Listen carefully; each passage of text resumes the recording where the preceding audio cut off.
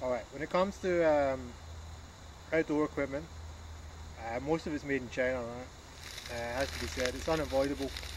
If you go outdoors and you want gear, at some point you're going to have something made from China, right? There's very few Australian companies or people who make outdoor gear like sleeping bags, rain jackets, packs and that kind of stuff, right?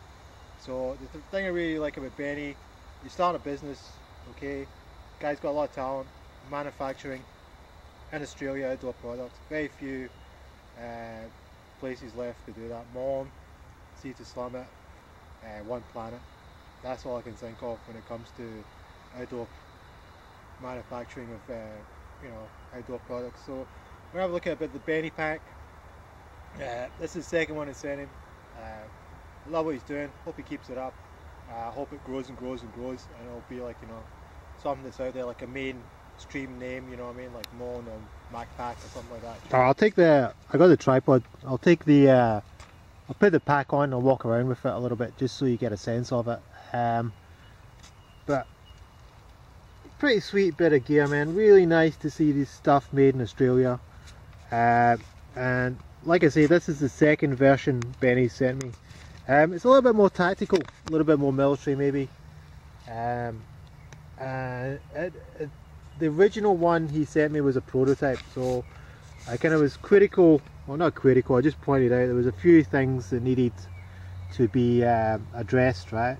And that's because it was a prototype. If you've ever made anything, designed anything, it works in your head and works in paper, but when you actually physically got it in the real world, you got to tweak it a little bit. That's got to be a bit longer, that's got to be a bit shorter, whatever, that's too heavy. So all those kind of little niggly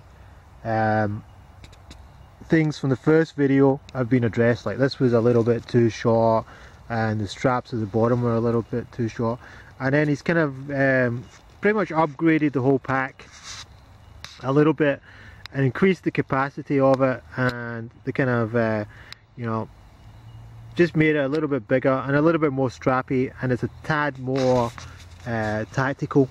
It looks a little bit more like a military pack to me now. So if we look at the harness system, alright, still pretty comfortable. Two main differences is we now got an adjustment on the top, okay, which I haven't really used, to be honest. The original way it was worked for me, but again, we're all different shapes and sizes, so certainly adjustment points are totally valid.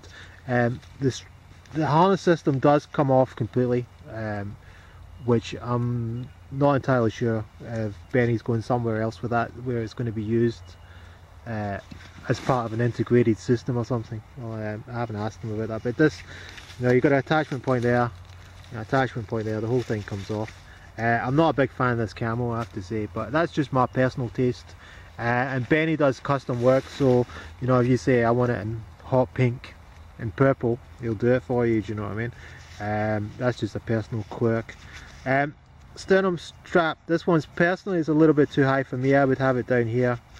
I don't really like the sternum straps, to be honest, too much. They seem to kind of restrict your breathing when you kind of like you're going uphill and you're doing a lot of sort of workout type stuff. So I tend to give them a miss. This one has more attachment points to the top and the bottom.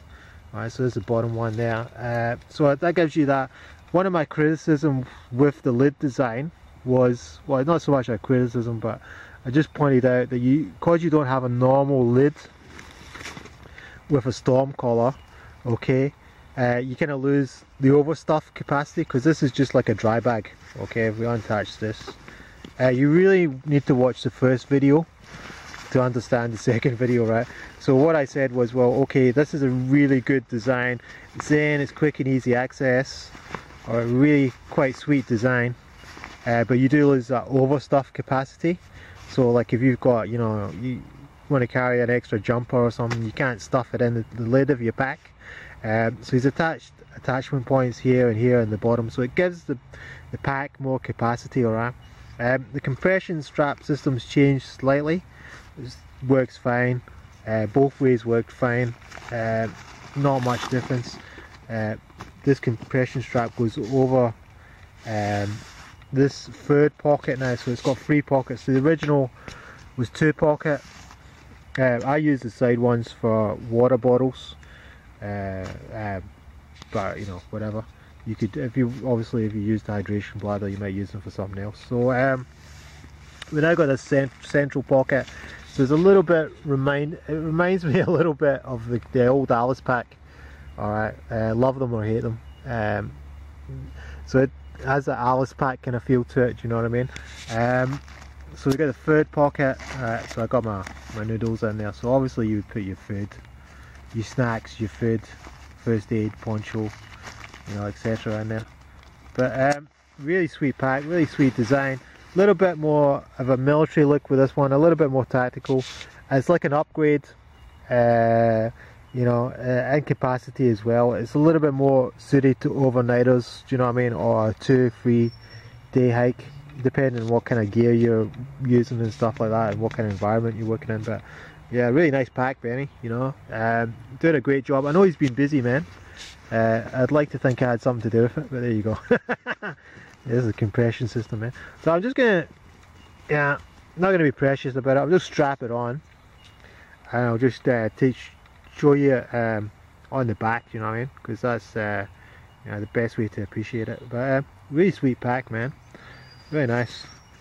I haven't had the opportunity to use it as much as I'd like, man. But yeah, I've got it pretty loaded up. You know, I mean, you could get a sleeping bag in there and a bit more food.